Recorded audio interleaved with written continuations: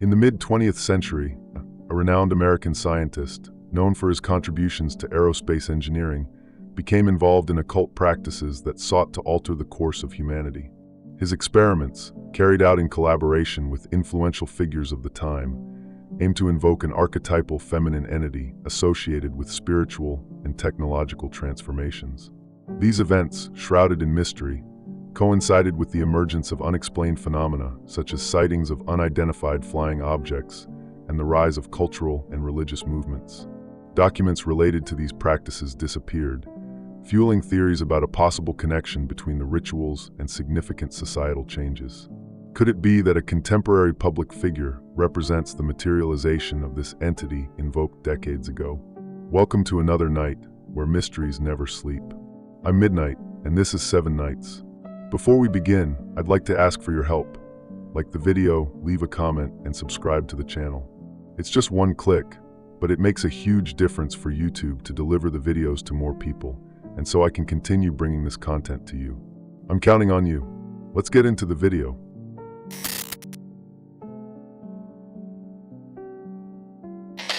Imagine discovering that one of the founders of rocket engineering in the United States, the man who helped lay the foundation for the future NASA, also performed magical rituals at home, believing he was in contact with cosmic entities. Sounds like fiction?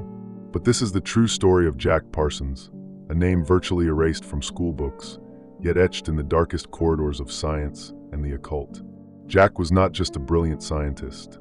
He was a magic enthusiast, a direct disciple of the teachings of Aleister Crowley, the man who proclaimed himself the beast of the apocalypse. While developing rocket engines in California, Parsons also drew symbols in his backyard, invoking ancient forces that, according to him, could transform the fate of humanity. And believe it, he didn't do this as a hobby. For him, it was all part of the same plan. The house he lived in became a meeting point for engineers, occultists, and artists. It was called the Mansion. There, science and ritual mixed without ceremony. On one side, complex equations that would propel rockets into the sky. On the other, ceremonies filled with symbolism, seeking to pierce the veil between this world and the one beyond. Doesn't that make you wonder how far the boundary goes between what we call rational and what we deem supernatural? Parsons believed that science could take man to the stars, but it was magic that would allow him to understand what was hidden behind them. He saw the world as a symbolic system. Nothing was merely what it appeared to be. Every object, every sound, every shape, everything was a code. And at the center of that code was an entity called Babalon, the goddess who, according to him, would usher in a new era of revelations. But who is this Babalon? In Crowley's writings, she is described as the Scarlet Woman, the mother of abominations, an archetype that defies moral standards and carries the force of creative chaos. Parsons believed she was real, not in the physical sense, but as a cosmic force capable of manifesting in this world. And more than that, he believed he could summon her. It was with this goal that he began preparing the so-called Babalon working, a complex, dangerous ritual designed to literally open a channel between the human world and this archetypal force. He would not do it alone. By his side was Ron Hubbard, then still unknown, but already flirting with ideas of mind control and spiritual manipulation. 2 men, 1 mission: bring an entity into our world. The ritual lasted for weeks. It combined invocations from the Enochian tradition, Crowley's texts, sex magic, and altered states of consciousness. And the most curious part, after the process ended, a mysterious woman appeared in Parsons' life. Red-haired, enigmatic, with a gaze many described as hypnotic. Marjorie Cameron. He had no doubts. She was the incarnation of Babalon. Did the ritual actually work? Cameron became an essential part of the subsequent rituals. Parsons said she was the channel, the vessel of the new age. And he didn't treat this as a metaphor. He truly believed she carried within her the beginning of a new phase for humanity. From that point on, the experiments intensified, and so did the phenomena. Witnesses spoke of lights in the sky, electrical disturbances, malfunctions in equipment that had never failed before. This is where the story begins to blend with the inexplicable. Because shortly after the Babalon working, a series of strange events began to spread across the United States. The Roswell incident, the emergence of Scientology, the sudden advancement of military technology. Could it all be connected to that obscure ritual performed in the middle of the desert? Jack Parsons did not live to see the developments of this story. He died in a mysterious explosion in 1952 at the age of 37. Officially, it was a laboratory accident. But for those who believe he was dealing with forces he did not fully understand, well, nothing is ever just an accident.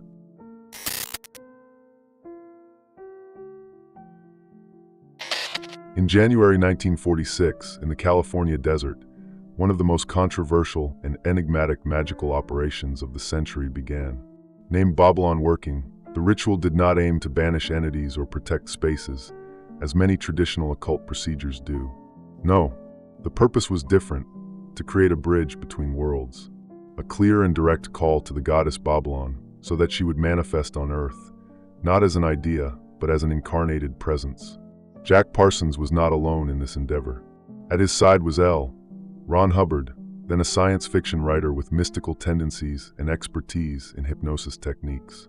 Hubbard took on the role of scribe and spiritual observer, while Parsons conducted the invocations. They followed a script inspired by Enochian magic, Crowley's Book of the Law, and Hermetic texts. Each step was timed, each symbol meticulously drawn. The operation lasted for 11 days, marked by rituals that combined verbal formulas, ritualistic gestures, sex magic, and intense visualizations. The goal was to prepare the world for Babalon's arrival through the creation of a lunar elemental, a woman who would serve as a vessel for this cosmic force. A new Eve, not for a new Eden, but for a world in rupture and transformation. During the rituals, both reported distortions in time perception, unexplainable noises, and even luminous forms drifting across the dunes. Witnesses of the time, few and very discreet, mentioned a noticeable shift in the atmosphere of the region. Some spoke of altered electromagnetic fields, others of a constant sense of vigilance, as if they were being watched. Have you ever wondered what it would be like to be at the epicenter of something that was never meant to be touched? On the 12th day, when the operation was declared complete, Marjorie Cameron appeared, alone mysteriously, as if drawn by a force beyond reason. She met Parsons by chance, or so they said. He recognized her immediately. To him, there was no doubt she was Babalon, or at least the body through which Babalon would manifest. With Cameron now present, a new phase began. The rituals changed in tone. They became more intimate, more intense. They believed they were channeling a living energy, a type of primordial consciousness. Parsons began writing what he called the Babalon manuscripts, texts that, according to him, contained instructions left by the entity for the creation of a new spiritual era. These documents, however, disappeared shortly thereafter. Were they destroyed? Or are they hidden somewhere, waiting for the right moment to be revealed? Some scholars suggest that the ritual was not merely symbolic, that it truly caused a disturbance in the Earth's energy fields.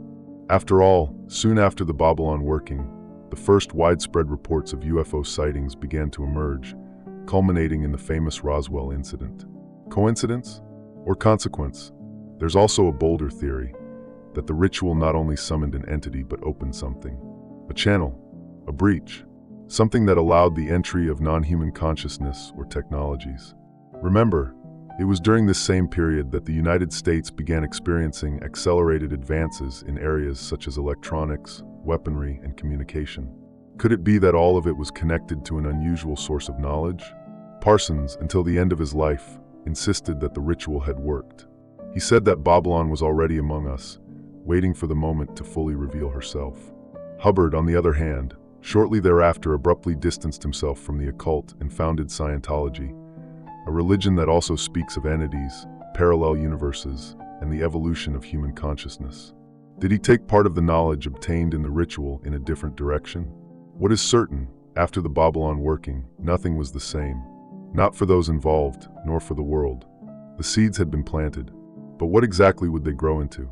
And who would reap the fruits?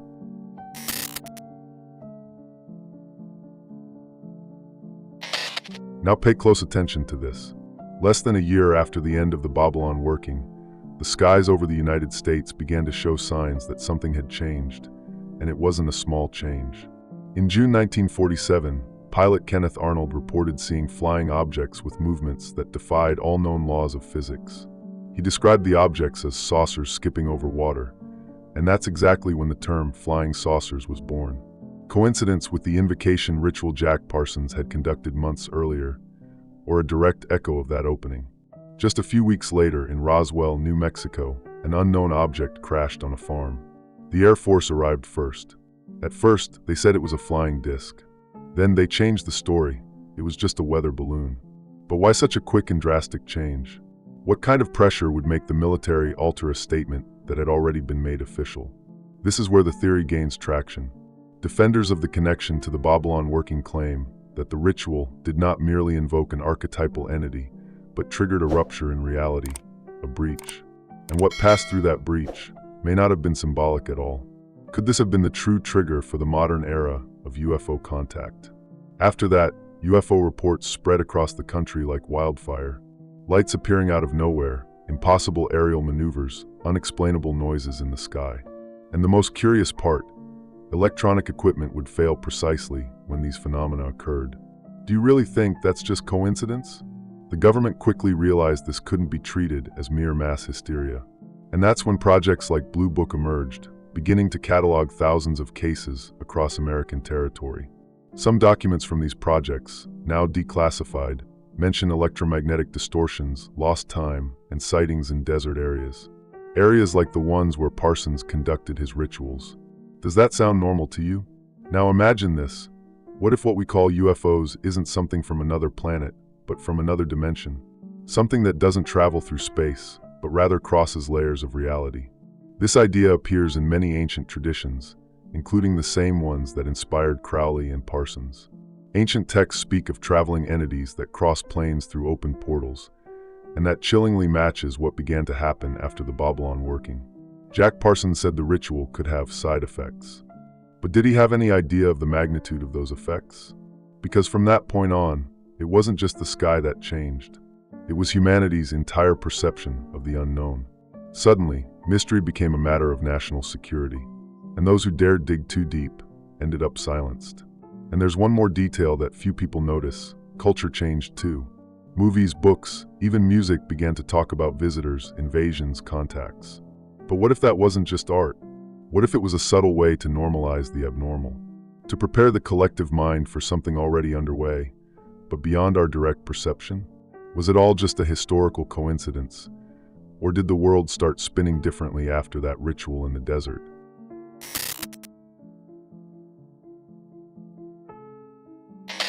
They existed. At least, that's what the few who had access or indirect knowledge claim. After the Babalon working, Jack Parsons is said to have written a series of texts, coded pages filled with ritualistic instructions, symbols, and messages that, according to him, came directly from the entity he had invoked. These documents became known as the Babalon manuscripts. And the most disturbing part, they vanished. Vanished as if they had never existed. It wasn't an ordinary diary. It wasn't a lab notebook. They were prophetic declarations about a woman who would come to lead humanity into a new phase, guided by forces beyond modern comprehension. Parsons said this figure wouldn't rise from temples or altars, but from the center of culture.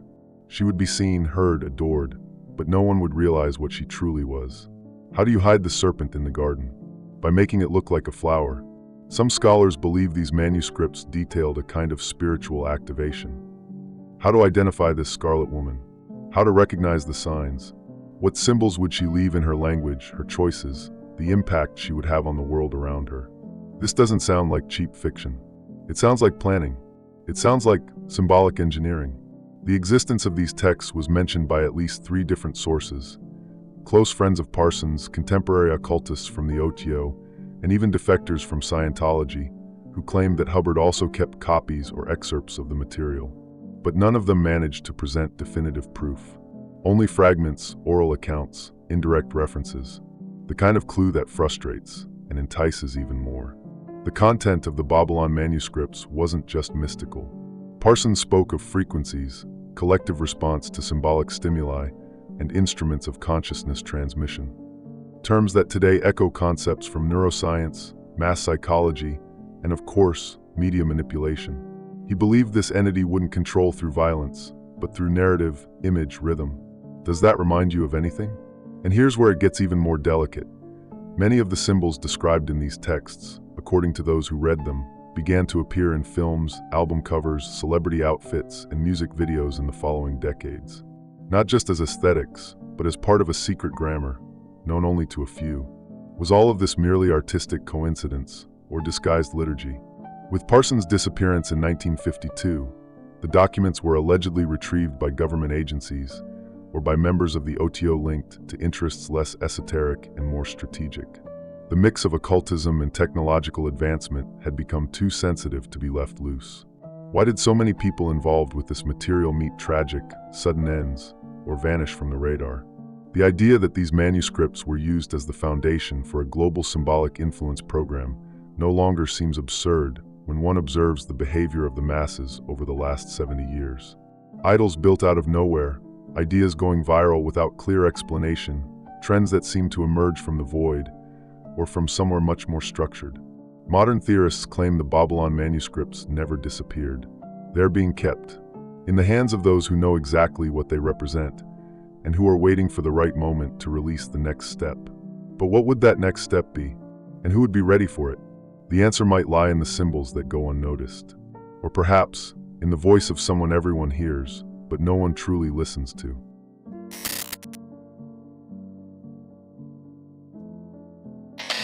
There's something strange about the way certain images keep repeating in entertainment. A woman in red, surrounded by fire. All-seeing eyes. 5-pointed stars. Portals, mirrors, pyramids, horned crowns, and references to rebirths. To the casual viewer, all of this might seem like mere aesthetics. But to those familiar with Jack Parsons' rituals and the Babalon manuscripts, it looks like something else. A symbolic choreography. A coded theater. Since the 1980s, artists began to incorporate these elements more frequently. But the phenomenon intensified almost obsessively from the 2000s onward. Music videos staging ceremonies, award shows with liturgical performances, speeches evoking classic occult archetypes. All of this began to appear with a frequency that's hard to ignore. The question is this coming from the artists or is it being placed upon them? Theorists claim that many of these pop culture icons don't merely use these symbols. They become living vessels for archetypes. Not by choice, but by design. A kind of symbolic programming that transforms the celebrity into an avatar of hidden ideas. When a video ends with the artist being reborn inside a circle of fire, is it just a metaphor or a ritualistic reenactment of something much older? The similarities with the rites described in the Babalon manuscripts are unsettling. The figure of the Scarlet Woman, for example, appears repeatedly as the one who dominates, seduces, breaks, and rebuilds. An entity that doesn't follow rules, but imposes new ones. Pop culture has turned her into a symbol of empowerment. But could that be part of the staging? Portraying the archetype as liberating while it actually leads to a programmed cycle. At events like the Super Bowl, the Grammys, or major cinematic releases, the performances follow an occult logic. The narrative begins with fall, followed by illumination, then sacrifice, and finally rebirth. The same model as the Babalon working, destruction of old paradigms to usher in a new consciousness. Except in this case, the altar is the stage, and the followers are us. Of course, this might sound exaggerated. It might seem like too much is being read into cultural elements. But what if that's exactly the plan? To create a system of symbolic control so well disguised as art that no one notices the true meaning? If you were an architect of the occult, what would be more effective? A hidden temple in the desert or a music video with 300 million views? The most unsettling part is that some artists have started to drop hints. Interviews where they mention voices, characters that inhabit them, experiences of losing control over their image. Phrases like, "I'm not myself when I'm on stage," or "there's something that passes through me," are being said more and more often. Public figures are speaking, but are they really themselves? And when fans dress like these figures, mimic their gestures, chant their lyrics, replicate their symbols, what exactly is being invoked in this collective process? A tribute? Or a kind of mass ritual, where the crowd energizes an idea without even knowing its name? The Babalon manuscripts spoke of the construction of a living idol. A woman who would carry, in her art and image, the seeds of a new era. An archetype that would not only lead but resonate with millions, embedding itself as a new kind of consciousness. And now the question is no longer, is this happening? But rather, who is she?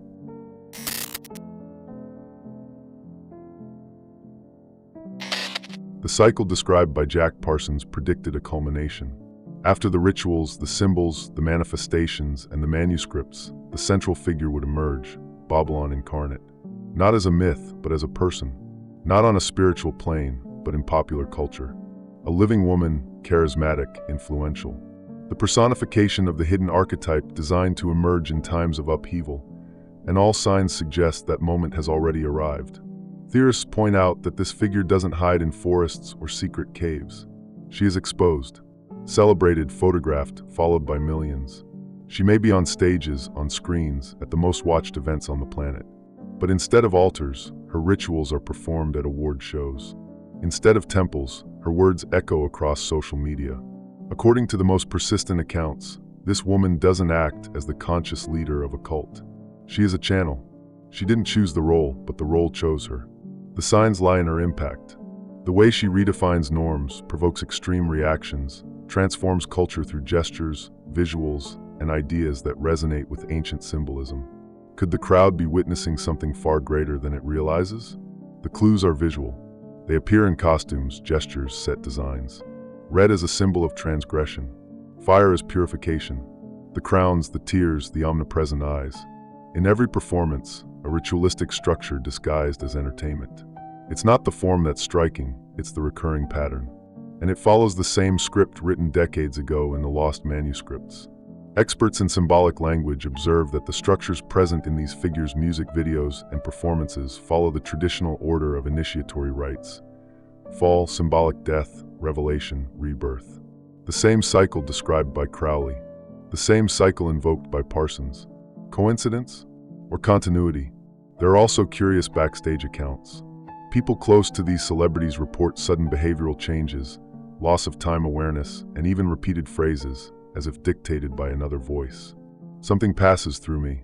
I'm not myself on stage. Phrases that, to those familiar with the context of the Babalon working, seem to echo channeling experiences. The audience's participation does not go unnoticed either. Intense reactions, mimic gestures, lyrics chanted in unison. The collective acts as both mirror and amplifier. The figure of Babalon, instead of appearing alone, is projected and strengthened by millions who watch her, follow her, replicate her. A continuous ritual, even if no one calls it that. All of this raises the central question of the theory. Is this figure just another influential artist, or does she represent something planned long ago? Could the elite guarding the Babalon manuscripts be using this image to shape a new era under the guise of freedom, art, and empowerment? The cycle closes with an unsettling observation. Babalon was to bring transformation, but also chaos. Renewal, but through the destruction of old structures. If her presence can already be felt, what exactly is about to begin? The story of the Babalon manuscripts isn't just about magic and rockets. It's about the intertwining of forces that, at first glance, seem incompatible. Science and esotericism, technology and symbolism, rationality and ritual. Jack Parsons believed the future of humanity would depend precisely on that fusion. And if he was right, then perhaps what we're living through today isn't progress, but execution. A plan that began with a ritual in the desert and now unfolds, silently, across generations. The signs are everywhere, but only those who understand the language can read them. And on this invisible board, every symbol, every name, every coincidence might be part of something much bigger, something we don't yet fully see. This story is just one piece, and one day, maybe you'll see the whole puzzle. If this made you think, subscribe, like the video. It helps the channel grow. Don't forget to share, because more voices mean more discoveries.